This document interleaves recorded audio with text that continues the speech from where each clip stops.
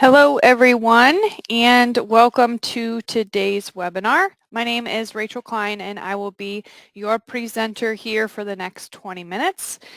Today we are going to be talking about donation statements. So there are a couple, in my opinion, really helpful tips or tools that we can look at and utilize to help make printing your donation statements a little bit cleaner, a little bit easier for you. So whether that means you're printing a statement each quarter or you print one partially through the year, or whether you just print them at the end of the year. These are some really helpful tools to help you make sure everybody is set up the way they should be set up to receive the statement that they're expecting to receive. Okay.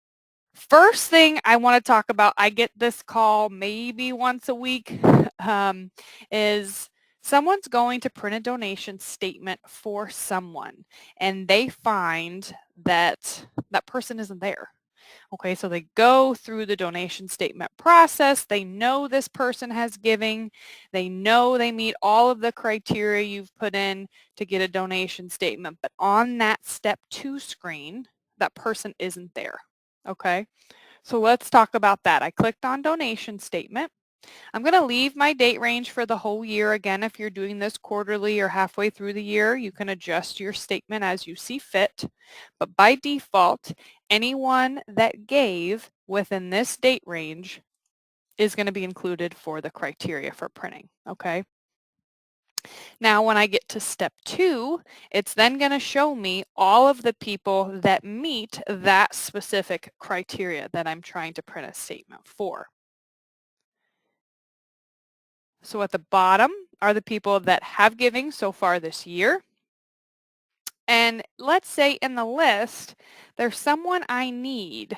I know they gave, but they're just not here, okay? And if I go up to the search and I look for this person, and I get this message. It says Nina was not found because the giving, pledging, membership, or account filter on the previous screen excludes them. So for some reason, Nina isn't here. Okay, let me go look for, I had one other person. Who was I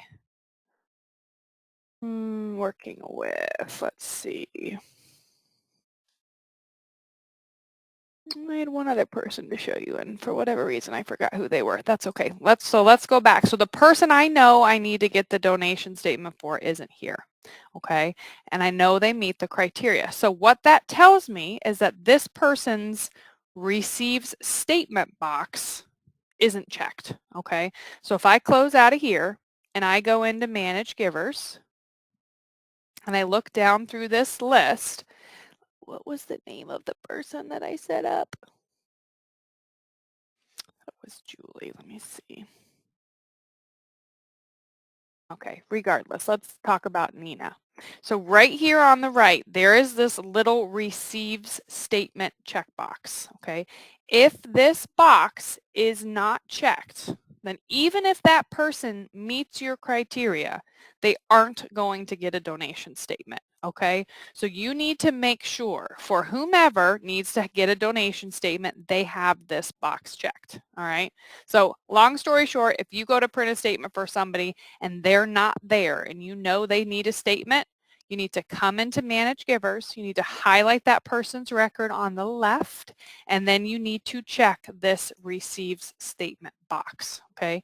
That ensures that this person will then be able to print a donation statement for them, okay? Something else you can do as well, if you go up here to Special Functions, Settings, there is a option here that says set receive statement true for all. So if you just want to make sure every single person in your database has this box checked to receive a statement, if they meet the criteria, you can come here and click that button and it's going to go in and it's going to check every single record to receive a statement. Now that doesn't mean every time you print a statement they're going to get one. If they meet the criteria, they will get a statement. Okay, this is new. This came out in version 24. So if you're not seeing this box, then you're probably on a little bit of an older version. Okay. So that was kind of the first example page 34 talks about. Now let's talk about if you get two donation statements for the same person.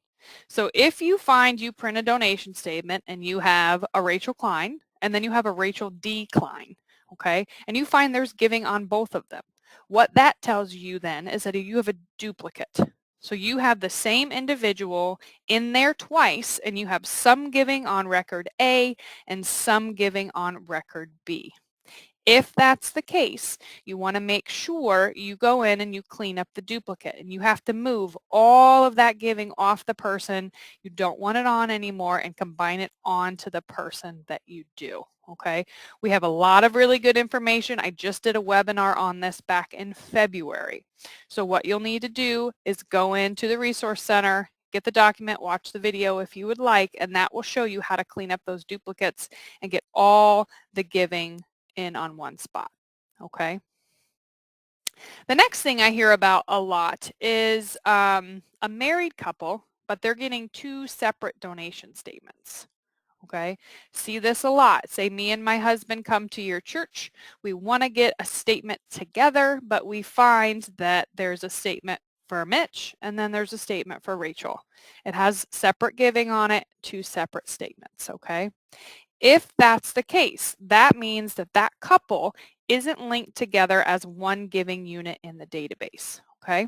So to correct this, you're going to go into Manage Givers again here in Donations, and you're going to go over here and you need to find the individuals you're wanting to link. So I want to link Bill and Donna together, okay? I'm going to highlight Bill first, see he has number 64. And I'm going to go over here to the right to the Giver Number tab, okay? And I can see right here that Bill has Gives with Family checked, which is good. That's telling the software he has someone else within his family he wants to give with. But if we go over here back to the left and we go to Donna, his spouse, we can see Donna doesn't have Gives with Family check mark. So if we were to leave this setup as is, Bill would get a donation statement and Donna would. But as soon as I check Donna Gives with Family, she now has number 64 because they're both sharing that specific number. Okay, so let me show you. Let's put in two donations here. I'm going to go into Enter Donations and I'm going to use today's date. I'm going to enter a gift for Bill, $, the check number. I'm going to add that, and now I'm going to go up here to Donna. I'm going to put in a gift for Donna as well, put in a check number. I'm going to add that to my batch. So now I have a gift under Bill's name and I have a gift under Donna's name. I'm going to post these.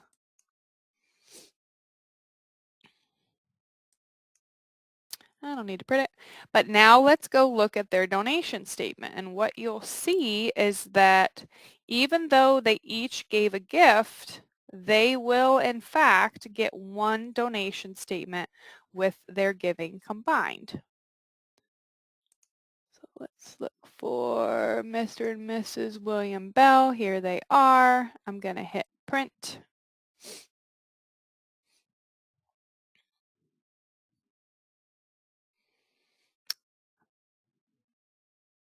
And as you can see, here's the first gift we entered, here's the second gift we entered, but their donation statement is to Mr. and Mrs. William Bell. Okay, now keep in mind the name that prints at the top of your donation statement when you have people that give together is their mailing label name from membership. Okay, so in the membership module, when a family is created on the left, you put in their mailing label, which is Mr. and Mrs. William Bell, and then you fill in their address information.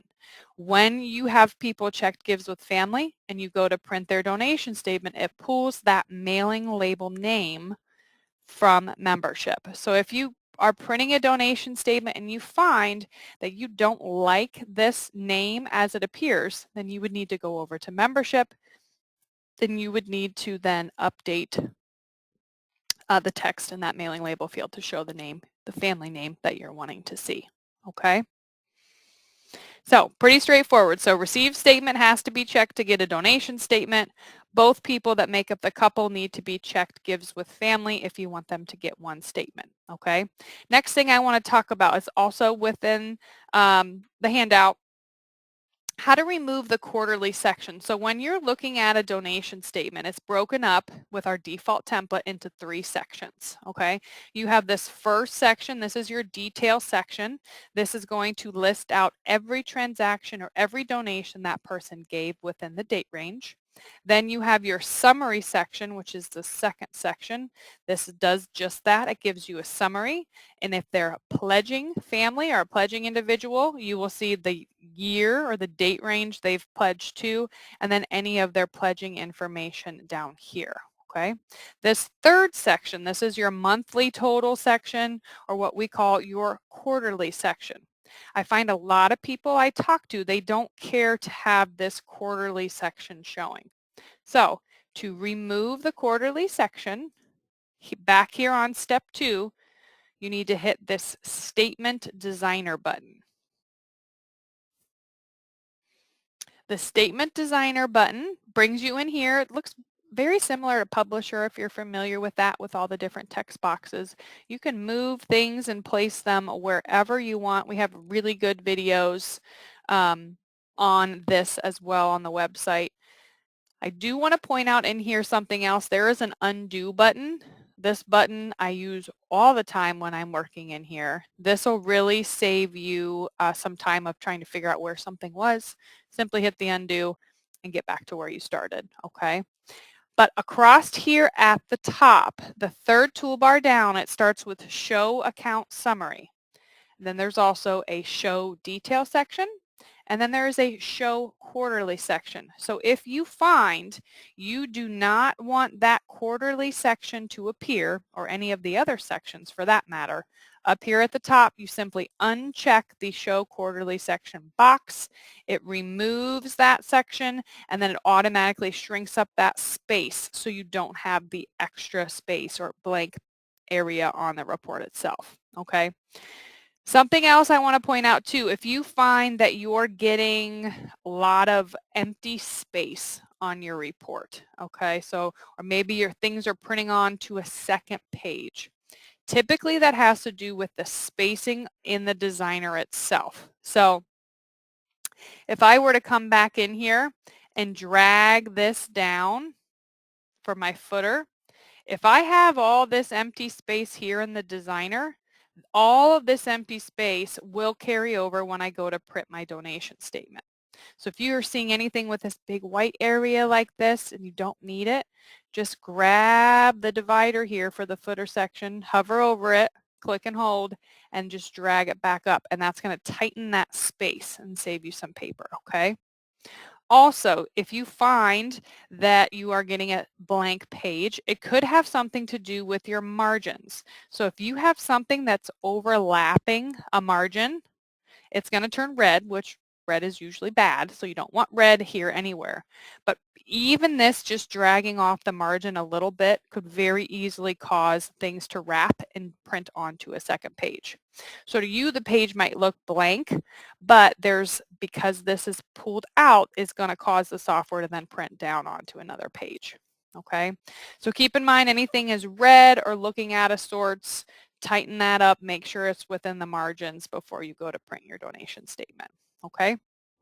If you find you don't want some information to print, maybe you don't use giver numbers, any of these fields in here you can remove. So if I highlight giver number, hit delete on my keyboard, same thing with the actual field that prints the number itself, delete on my keyboard, I can easily get rid of those, okay?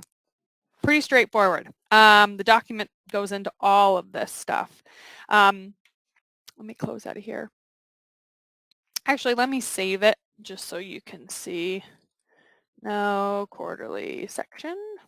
And once you save a layout, it's always going to be stored for you right in here in the statement layout to look at again.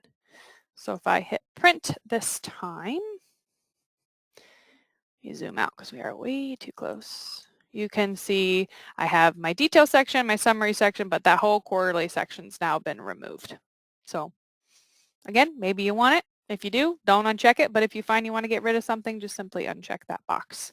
And you can see my giver number field's now gone as well. Okay. If you find you are missing donations or donations are incorrect, maybe you fingered a check number, something of that sort, all of those changes have to be done in Browse Donations, okay? If you find you're missing a donation, simply forgot to enter it, that gift you're going to have to put in again through Enter Donations, okay? So making changes to any donation that already exists in the database, you're going to go into donations and you're going to go into browse and then find the transaction, do a correction. If you find you just need to remove it, again, highlight the transaction, hit reverse. Or if you're just plain and simple missing a donation and you need to get that entered, you're going to click Enter Donations, use the specific donation date you need, even if it's back in January, and then put the gift in and post it.